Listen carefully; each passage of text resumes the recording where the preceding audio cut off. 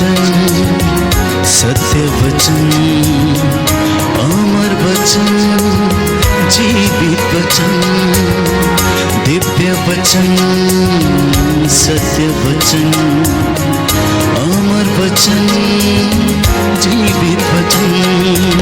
साई दा बामा बनी दा बामा बगरे सा निरे सा निरे सा निरे सा निरे सा।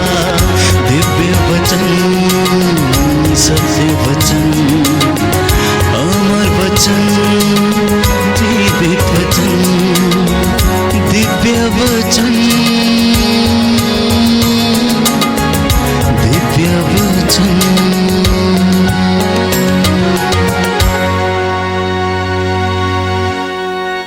सबको जय यीशु की।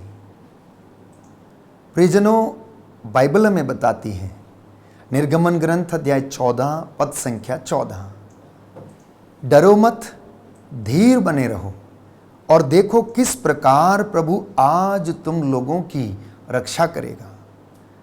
और मूसा ने लोगों से कहा कि प्रभु तुम्हारी ओर से युद्ध करेगा। प्रियजनों, बाइबल हमें यह सांत्वना देती है और यह विश्वास की अपेक्षा हमसे करती है कि वो परमेश्वर जिसने इज़राइलियों को मिस्र की गुलामी से आज़ाद किया, उन्हें मरुभूमि में चट्टान से पानी निकाल कर पिलाया, जब उन्हें भूख लगी तो आकाश से उनके लिए मन्ना बरसाया, जब फिलिस्तियों से वो लड़ने जा रहे थे, जब फिलिस्ती उनके ऊपर चढ़ाई करने आ रहे थे, तब उसने दाऊद को वो अभिषेक प्रदान किया। और दाऊद जब फिलिस्तियों से लड़ने के लिए गया, फिलिस्तियों की ओर से युद्ध करने के लिए जब गोलियत सामने आया, उसने ललकारा, तो परमेश्वर ने दाऊद के साथ रहकर इज़राइलियों की ओर से युद्ध किया। जब वे लोग योशुआ की अगुवाई में अमालेकियों से युद्ध लड़ रहे थे, तो मूसा अपने हाथों को उठाकर ईश्वर से प्रार्थना कर रहा था, और जब वो थक जाता था तो उसके भाई उसके हाथों के नीचे टेकनी लगा देते थे ताकि उसके हाथ नीचे ना गिरें। और मूसा के हाथ जब तक ऊपर रहते थे, इज़राइली जीतते रहते थे, क्योंकि परमेश्वर उनका साथ देता था। वो परमेश्वर हमसे वादा करता है कि तुम डरो मत, मैं तुम्हारी ओर से युद्ध करूंगा, मैं तुम्हारी ओर से लड़ूंगा। हम अपने जीवन में अनेक बार ऐसे कष्टों से और परेशानियों से होकर गुजरते हैं। हमारे दिन में, हमारे जीवन में, परिवार में आए दिन कुछ ना कुछ समस्या रहती। आध्यात्मिक जीवन में कष्ट है, हमारे पारिवारिक जीवन में कष्ट है। जब हम धैर्य खो लेते हैं, हो सकता है कि हम उदास हो जाते हैं। अनेक बार हमारे जीवन में ऐसी दुविधाएं उत्पन्न हो जाती हैं कि हम उन दुविधाओं से निकल नहीं पाते हैं। ऐसी परिस्थिति में प्रभु का वचन हमें सांत्वना देता है कि वो हमारी ओर से युद्ध करेगा। वो प्रभु हमारी ओर से युद्ध करेगा और तुम्हें कुछ नहीं करना पड़ेगा। प्रवक्ता ग्रंथ अध्याय 2 पद संख्या 6। प्रभु हमसे अपेक्षा करता है और वचन हमें बताता है कि तुम ईश्वर पर निर्भर रहो और वह तुम्हारी सहायता करेगा। प्रभु के भरोसे सन्मार्ग पर आगे बढ़ते जाओ। तो अगर हम चाहते हैं कि परमेश्वर हमारी ओर से युद्ध करे, अगर हम चाहते हैं कि परमेश्वर हमारे घर को ब्लेस करे, हमारे जीवन को ब्लेस करे, व्यक्तिगत रूप से हमारे जीवन में शांति और चंगाई को प्रदान करे, तो मुझे और आपको ईश्वर के ऊपर निर्भर रहने की आवश्यकता है। प्रियजनों, अनेक बार हम अपने जीवन में अनुभव करते हैं कि हम ईश्वर पर निर्भर ना रहकर हम भौतिक चीज़ों पर निर्भर रहते हैं। कई बार हम अपनी धन और संपत्ति पर निर्भर रहते हैं। कभी कभी हम लोग सोचते हैं कि हमारा पैसा हमें सब कुछ दिला सकता है। प्रियजनों, पैसा हमारे जीवन में, धन हमारे जीवन में बहुत कुछ दिला सकता है, लेकिन ईश्वर की आशीष से शायद हम वंचित रह सकते हैं। तो ईश्वर की आशीष को प्राप्त करने के लिए, ईश्वर की आशीष को पाने के लिए मुझे और आपको ईश्वर पर निर्भर रहने की आवश्यकता है। प्रभु आपको प्यार करता है। ये तो बाइबल इस बात को स्पष्ट करती है और यशायाह नबी के ग्रंथ में हम पढ़ते हैं कि तुम मेरी दृष्टि में मूल्यवान हो और महत्व रखते हो, मैं तुम्हें कभी नहीं छोड़ूंगा। तुम भले ही मुझे भूल सकते हो, तुम भले ही मुझे त्याग सकते हो, परंतु मैं तुम्हें त्यागूंगा नहीं, क्योंकि मैंने तेरी माँ के गर्भ में जब तू गढ़ा जा रहा था तेरी हड्डियों को बढ़ते हुए देखा। मैंने तुझे अपनी हथेली पर गढ़ा, मैंने तेरा नाम अपनी हथेली पर लिखा और तुझे सजाया और संवारा। मैं तुझे ऐसे एकत्र करता हूँ, ऐसे तेरी रक्षा करता हूँ जैसे एक मुर्गी अपने चूजों को अपने डहनों के नीचे एकत्र करती है। तो प्रियजनों, आज प्रभु आपसे ये वादा करता है, डरो मत, धैर्य रखो, धीरज रखो। और देखो, मूसा ने लोगों से कहा कि प्रभु तुम्हारी ओर से युद्ध करेगा। और जब हम ये वचन को सुनते हैं तो अनायास ही हमारे जीवन में ये उत्सुकता और ये प्रेम का हम अनुभव करते हैं कि वो परमेश्वर जो हमें बुलाता है, हमें सजाता है, हमें संवारता है, हमसे ये वादा करता है। हम लोग अनेक बार अपने कामों में, अपने घर में, अपने रोज़मर्रा की ज़िंदगी में परेशानियों को जब सामना करते हैं तो हम विचलित हो जाते हैं, और जब हम विचलित हो जाते हैं तो हम परेशान होने लगते हैं। तो इन परिस्थितियों में जब हमारी परिस्थितियां कठिन होती हैं, विषम हो जाती हैं, तो ऐसे समय में प्रभु पर भरोसा रखने की आवश्यकता है, उस पर निर्भर रहने की आवश्यकता है। ठीक वैसे ही जैसे दाऊद गोलियत से जब लड़ने के लिए गया तो परमेश्वर पर निर्भर होके गया। उसे मालूम था कि ये विशाल और भीमकाय व्यक्ति उसको चाहे तो एक थप्पड़ में उसको उड़ा सकता था, लेकिन वो अपने सामर्थ्य से लड़ने नहीं गया। वो गोलियत से लड़ने के लिए गया परमेश्वर के सामर्थ्य से, और परमेश्वर ने उसे विजय दिलाई। तो ईश्वर ने आपके लिए योजनाएं बनाई हैं। इन योजनाओं के तहत वो आपको ब्लेस करता है, और अगर हम इन योजनाओं को समझते हैं तो मैं आपको विश्वास दिलाता हूं कि परमेश्वर मेरे और आपके भाग्य को पलट सकता है। परमेश्वर मेरे और आपके दुख को आनंद में बदल सकता है। परमेश्वर हमारी लड़ाई को अपनी लड़ाई बनाकर वो लड़ता है और शैतान से हमें विजय दिलाता है, क्योंकि उसके लिए कुछ भी असंभव नहीं है। वचन कहता है कि धर्मी खजूर की तरह फलता है, लेबानोन के देवदार की तरह बढ़ता है। और आज जितने भी लोग अपने विश्वास को खो चुके हैं, प्रभु उन्हें ढारस बंधा रहा है। मेरे पुत्र, मेरी पुत्री, प्रियजनों, वो यही ढारस देता है कि तुम डरो मत, धीर बने रहो अंत तक, क्योंकि जो अंत तक धीर बना रहेगा वही मुक्ति प्राप्त करेगा। तो प्रभु यीशु आज हमारे बीच में उपस्थित हैं। आप में से जितने भी लोग प्रभु का वचन ये सुनते हैं या सुन रहे हैं, इस वक्त वचन के माध्यम से वो हमसे बातें कर रहा है और आपको सांत्वना दे रहा है। तो बाइबल ये कहती है कि जो उनमें अपना चित्त लगाते हैं, जो उसमें अपना मन लगाते हैं, वह उनका आदर करता है और उन्हें आशीष देता है। इसलिए बाइबल हमें बताती है, सामुएल का पहला ग्रंथ अध्याय 2 पद संख्या 30 में हम पढ़ते हैं कि प्रभु ये कहता है, जो मेरा आदर करते हैं मैं उनका आदर करता हूं, और जो मुझे तुच्छ जानते हैं मैं भी उन्हें तुच्छ जानता हूं। यदि आप चाहते हैं कि परमेश्वर आपको इन विषम परिस्थितियों से उबारे, यदि आप चाहते हैं कि वो आपको ब्लेस करे, तो मुझे और आपको ये विश्वास करने की आवश्यकता है, प्रभु पर निर्भर रहकर ये कहने की आवश्यकता है, हे प्रभु मुझे आशीष दे और मेरी ओर से आप ये काम करें। मैं इस काम को करने में असमर्थ हूं, क्योंकि जब हम अपने जीवन में धार्मिकता का आचरण करते हैं, जब हम अपने जीवन को आध्यात्मिकता की चादर से ढक लेते हैं, तो प्रभु का वचन हमें कहता है कि ईश्वर हमें सुरक्षित रखता है। हबक्कुक का ग्रंथ वचन हमें बताता है, अध्याय 2 पद संख्या 4, नबी हबक्कुक का ग्रंथ अध्याय 2 पद संख्या 4, प्रभु का वचन कहता है, जो धर्मी है वो अपनी धार्मिकता के कारण सुरक्षित रहेगा। जो धर्मी है वो अपनी धार्मिकता के कारण सुरक्षित रहेगा। जो नबूवत करता है उसे नबूवत करने के लिए पुरस्कार दिया जाएगा।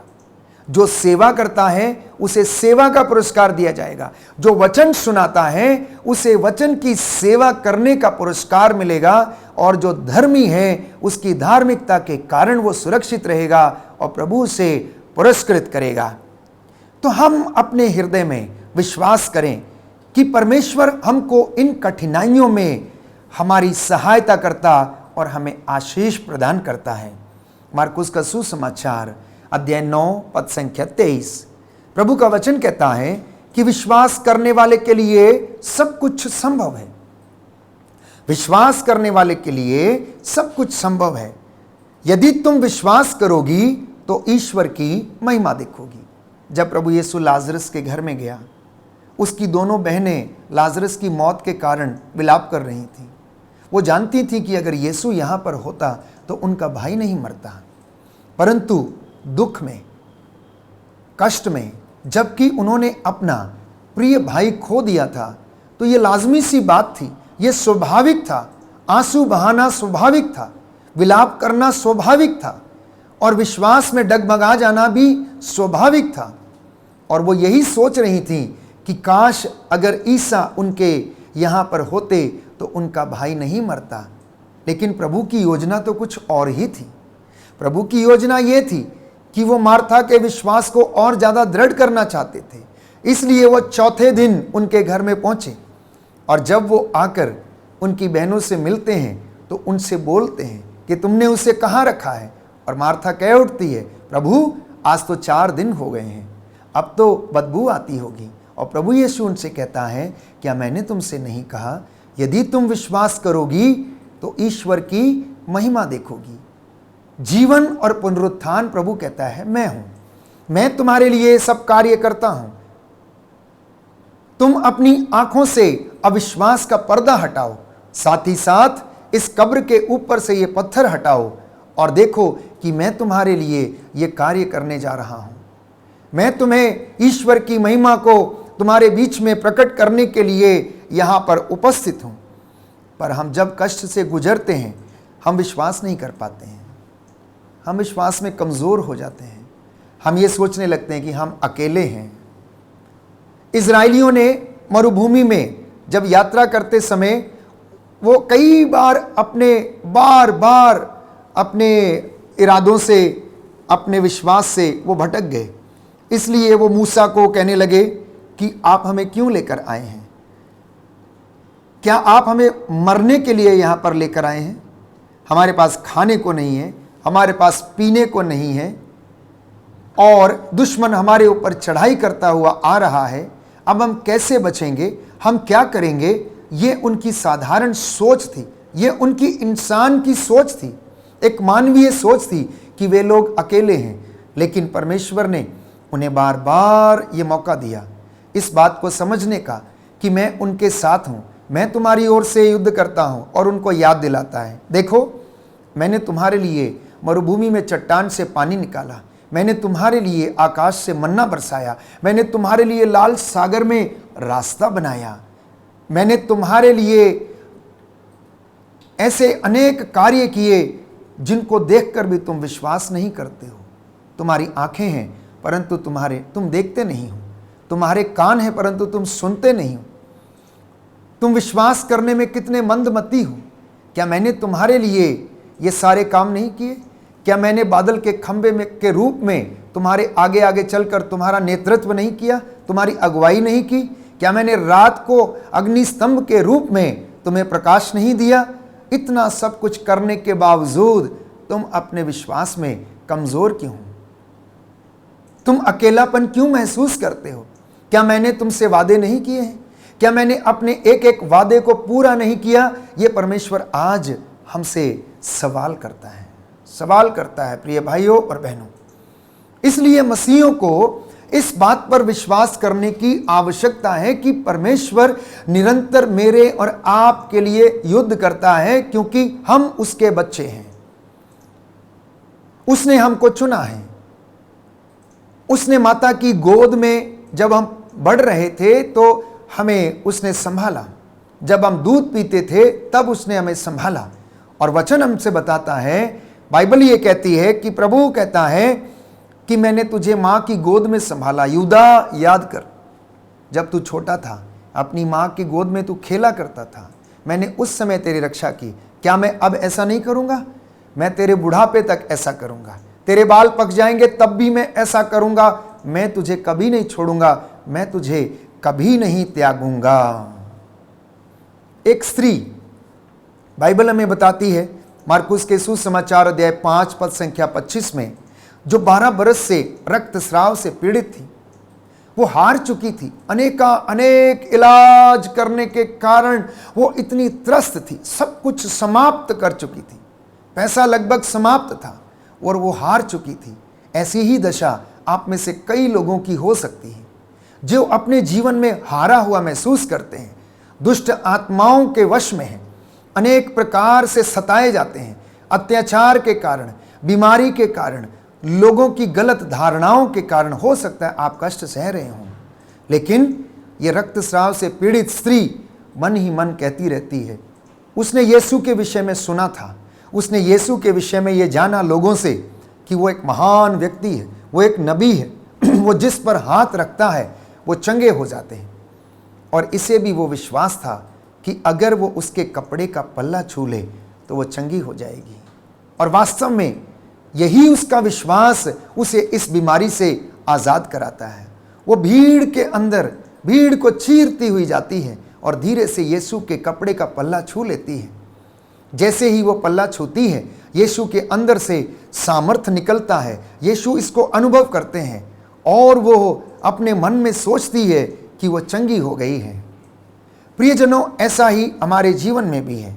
जब हमारी परिस्थितियां विषम होती हैं, जब हम कठिनाई से गुजरते हैं, जब हम अंधकार से गुजरते हैं, तो ऐसी परिस्थिति में मुझे और आपको यही कहने की आवश्यकता है कि यदि मैं प्रभु के कपड़े का पल्ला छू लूं, यदि मैं उसके वचन को अपने जीवन में आत्मसात कर लूं, यदि मैं उसके वचन पर भरोसा करूं, यदि मैं उसकी प्रतिज्ञाओं को याद करूं, यदि मैं उसके चिन्ह चमत्कारों को अपने जीवन में अनुभव करूं, तो मैं चंगी हो जाऊंगी और आत्मा मुझे सामर्थ्य प्रदान करेगा। एक दूसरा उदाहरण मैं आपके सामने रखता हूं। मार्कुस का सुसमाचार अध्याय 5 पद संख्या 21। सभागृह का जेरुस नामक अधिकारी यीशु के पास आता है और कहता है कि मेरी बेटी मरने पर है, आइए उस पर हाथ रख दीजिए जिससे वह अच्छी हो जाए। आइए उस पर हाथ रख दीजिए जिससे वह अच्छी हो जाए। ये उसके वचन थे और वो यीशु से निवेदन करता है, आग्रह करता है। प्यारे भाइयों और बहनों, जरा सोचिए, क्या मैंने और आपने अपने जीवन में कभी इतनी दृढ़ता के साथ प्रभु से कहा कि प्रभु मेरे जीवन में इस चीज़ की कमी है, प्रभु मेरे जीवन में बेरोजगारी है, आइए और अपना हाथ रख दीजिए। प्रभु मुझे नौकरी नहीं मिलती है, प्रभु मैं 1 नंबर से या 2 नंबर से फेल हो जाता हूँ, इंटरव्यू पास नहीं कर पाता हूँ, आइए अपना हाथ मेरी फाइल पे, मेरे दफ्तर पे रख दीजिए। क्या आपने और मैंने कभी ऐसा महसूस किया कि जो अधिकारी हमारा इंटरव्यू लेता है, प्रभु को हम उस व्यक्ति को समर्पित करें, उस व्यक्ति को प्रभु के हाथों में हम समर्पित करें कि प्रभु आप इसका हाथ पकड़िए, आप उस दफ्तर में उस कुर्सी पर बैठकर आप न्याय करिए और एक वचन कह दीजिए और मैं चंगा हो जाऊंगा। आइए मुझ पर हाथ रख दीजिए, आइए मेरा बेटा बीमार है, प्रभु उस पर हाथ रख दीजिए। इस विश्वास की अपेक्षा प्रभु हमसे करता है और जब ये विश्वास पूरा हो जाता है और हम विश्वास करते हैं तो वो हमारी ओर से लड़ता है, वो हमारी ओर से काम करता है। अब मूसा के जीवन में देखिए, पुरानी व्यवस्था बार बार इस बात का जिक्र करती है कि मूसा जो प्रभु से ये कहता है मैं इस लायक नहीं हूं, मैं तो कमजोर व्यक्ति हूं, मैं तो बोल भी नहीं सकता, मैं कैसे जाऊंगा। प्रभु ये कहता है तुम जाओगे और तुम जाकर बस तुम खड़े रहना, बाकी का काम मैं करूंगा। तुम बोल नहीं सकते हो, तुम्हारा भाई हारून तुम्हारे साथ जाएगा और वो बोलेगा। और मूसा उस आज्ञा का पालन करता है। मूसा अपने आप में एक साधारण व्यक्ति था, लेकिन परमेश्वर ने उसके द्वारा ऐसे असाधारण काम कर डाले जिनको मैं और आप समझ नहीं सकते हैं। वो हमारी सोच से परे हैं, क्योंकि इजराइलियों के लिए मूसा नहीं, परमेश्वर युद्ध कर रहा था। इजराइलियों के लिए परमेश्वर बार बार उनके लिए युद्ध करता था। तो प्रभु ये कहता है, मैं तुम्हारा शोक आनंद में बदल दूंगा। आज जो कष्ट में है, जो पीड़ा में है, जो हारे हुए हैं, जो निराश हैं, जिनको ऐसा लगता है कि सब कुछ बर्बाद हो चुका है, प्रभु ये कहता है, दुखी ना हो, मैं तेरा शोक आनंद में बदल दूंगा। बस एक बात की अपेक्षा प्रभु करता है कि तू मुझ पर रह, मुझ पर निर्भर रह, मुझ में विश्वास कर, उस पिता में विश्वास कर जिसने मुझे भेजा है। मैंने जो कुछ उससे सुना वो मैं तुमको बताता हूं। मैंने एक भी बात अपनी ओर से नहीं कही, जो मुझे पिता ने कहा वो मैंने आपसे कहा है। लेकिन हम विश्वास में कमजोर हो जाते हैं। जब हमारे जीवन में कष्ट आते हैं तो हम निराश हो जाते हैं। अब यीशु के चेलों के विषय में बाइबल हमें बताती है कि वो दिन रात यीशु के साथ रहते थे, और यीशु के साथ रहने के बावजूद वो विश्वास में कमजोर थे। एक दिन जब वे लोग समुद्र में नाव खे रहे थे, तो वहां पर अचानक झंझावत उठा। यीशु उनके साथ था, वो उनके साथ था, लेकिन ये लोग विश्वास करने में मंदमती थे। प्रभु ने ये कहा, डरो मत, ढारस रखो, मैं तुम्हारे साथ हूं। लेकिन चेले फिर भी विश्वास नहीं कर पाए और प्रभु को जाकर कहने लगते हैं कि हम डूब रहे हैं और आप सो रहे हैं। क्या आपको हमारी कोई चिंता नहीं है? आप हमें बचाइए, क्योंकि ये तूफान की लहरें, ये समुद्री तूफान इतना भयानक है कि लहरें नाव को डुबोए जा रही हैं और हम कष्ट में हैं। प्रभु आइए और हमें बचाइए। प्रभु आते हैं और समुद्र को शांत करते हैं। वायु उनका कहना मानती है और थम जाती है। चेले प्रियजनों असमंजस में पड़ जाते हैं कि आखिर ये व्यक्ति है कौन जिसकी आज्ञा वायु और समुद्र भी मानते हैं। यदि मैं और आप अपने जीवन में इस बात को अनुभव करते हैं कि प्रभु हमारे साथ है, तो एक बार आप प्रभु से कहना कि प्रभु मैं नहीं कर सकता हूं, आप कर सकते हैं। आपके लिए कुछ भी असंभव नहीं है। जैसे आप मूसा के साथ रहकर इजरायलियों के लिए युद्ध करते थे, वैसे ही आप मेरे परिवार में मेरे साथ रहकर मेरी ओर से आप कार्य करें। प्रभु मैं आपको समर्पित करता हूं। यीशु जिंदा है प्यारे भाई और बहनों, आपको यह विश्वास करना चाहिए। और जिंदा व्यक्ति ही चमत्कार कर सकता है, मरा हुआ विश्व चमत्कार नहीं कर सकता है। इसलिए बार बार प्रभु का वचन हमसे कहता है कि मुझे और आपको प्रभु पर विश्वास करने की आवश्यकता है। प्रभु का एक चेला थॉमस, जिसे प्रेरितों ने कहा कि हमने ईसा को देखा है और प्रभु हमें मिल गए हैं, और थॉमस जानते हैं क्या कहता है, जब तक मैं उनके छिदे हुए हाथों में अपनी उंगली न डाल लूं, जब तक उनकी छिदी हुई बगल में अपना हाथ न डाल लूं, तब तक मैं विश्वास नहीं करूंगा। कभी कभी हमारी दुर्गति भी ऐसी ही होती है। कभी कभी हमारे जीवन में भी ऐसे ही कष्ट और परेशानियां आती हैं कि हम अपने विश्वास को और दृढ़ता के साथ अनुभव करना चाहते हैं। हम उसको क्लियर करना चाहते हैं, अपनी शंकाओं को दूर करना चाहते हैं। यह अच्छी बात है, आप करिए, लेकिन आप वचन पढ़िए और प्रभु की प्रतिज्ञाओं पर भरोसा करिए। बाइबल में जो वचन लिखे गए हैं, परमेश्वर ने जो अपने वादे किए हैं, और वो ये कहता है मैं अपने वादों का सच्चा हूं। मैं अपने नाम की शपथ लेकर ये कहता हूं कि मैंने जो कुछ कहा है मैं सब कुछ पूरा करूंगा। यदि आप ये विश्वास करते हैं तो आज आपके जीवन में ये पूरा होगा। महामारी के दौर से हम गुजरे और इस महामारी के दौरान प्रभु ने हमारे जीवन में अनेक चिन्ह चमत्कार किए। हो सकता है आप में से बहुत सारे लोग बीमार पड़े होंगे, हो सकता है आप में से बहुत सारे लोगों के घर में कष्ट रहा होगा, बेरोजगारी रही होगी, खाने के लिए हो सकता है कि भोजन ना रहा हो, लेकिन फिर भी प्रभु ने किसी न किसी रूप में आप लोगों को भोजन की व्यवस्था कराई, आप लोगों को अच्छे स्वास्थ्य उसने प्रदान किया और इस बेरोजगारी के बंधन को तोड़ा और आप लोगों की ओर से उसने हर चीज की व्यवस्था की और आशीष प्रदान की। तो प्रियजनों, थॉमस जब प्रभु को देख लेता है और यीशु की बात को सुनता है कि थॉमस आओ और देखो, ये मेरे हाथ हैं, इनमें अपनी उंगली डालो, ये मेरी बगल है, अपना हाथ इसमें डालकर देखो और अविश्वासी नहीं विश्वासी बनो। और थॉमस चिल्लाया, जोर से चिल्लाया, मेरे प्रभु, मेरे ईश्वर। तो प्रभु ने उससे कहा, क्या तुम इसलिए विश्वास करते हो कि तुमने मुझे देख लिया है? परंतु धन्य है वे जो बिना देखे विश्वास करते हैं।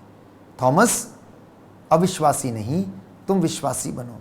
जब कोई व्यक्ति विश्वासी बन जाता है तो प्रभु उसकी ओर से लड़ता है, उसकी ओर से युद्ध करता है, क्योंकि प्रभु ये कहता है, वचन हमें बताता, संत पौलुस लिखता है एफिसियों की पत्री अध्याय 6 पद संख्या 10 और उससे आगे कि हमारी लड़ाई दुष्ट आत्माओं से है, आकाश की शैतानी हरकतों से है, आकाश की दुष्ट आत्माओं से, संसार के अधिपतियों, अंधकार की शक्तियों से है। और इन शक्तियों से लड़ने के लिए प्यारे भाइयों और बहनों, मुझे और आपको परमेश्वर के सामर्थ्य की ज़रूरत है, परमेश्वर के शस्त्र धारण करने की ज़रूरत है। धार्मिकता का कवच, प्रार्थना, विश्वास की ढाल, मुक्ति का टोप और पवित्र आत्मा की तलवार, ईश्वर का वचन धारण करके आगे बढ़ने की ज़रूरत है। जब हम परमेश्वर के हथियार धारण करते हैं तो हम स्वाभाविक रूप से इन शैतानी दुष्ट आत्माओं का सामना कर सकते हैं। तो आज का ये वचन जिसे आपने सुना है आपके जीवन में शांति लाए, चंगाई लाए और आप ये विश्वास करें कि प्रभु आपकी ओर से युद्ध करेगा।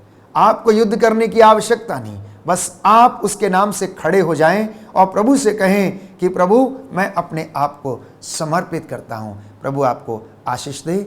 आमीन।